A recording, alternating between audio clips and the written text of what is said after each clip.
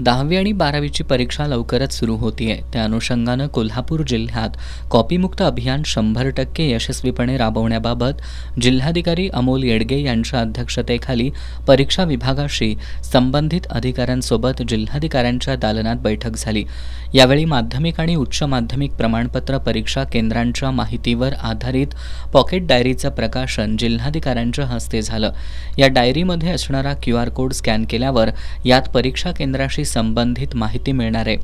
यावेळी बोलताना जिल्हाधिकारी येडगे यांनी 10वी आणि 12वीच्या प्रत्येक परीक्षा केंद्रावर बैठे तपासणी पथक तैनात ठेवा, फिरत्या भरारी पथकानं परिणामकारक तपासणी करावी, प्रत्येक परीक्षा केंद्रस्थळावरील सोयी सुविधा आणि या ठिकाणी कॉपी करण्यासाठी असलेले छुपे मार्ग याबाबतची माहिती भरारी पथकानं द्यावी, संवेदनशील आणि अतिसंवेदनशील परीक्षा केंद्रांवर अधिक लक्ष ठेवण्याच्या सूचना दिल्या.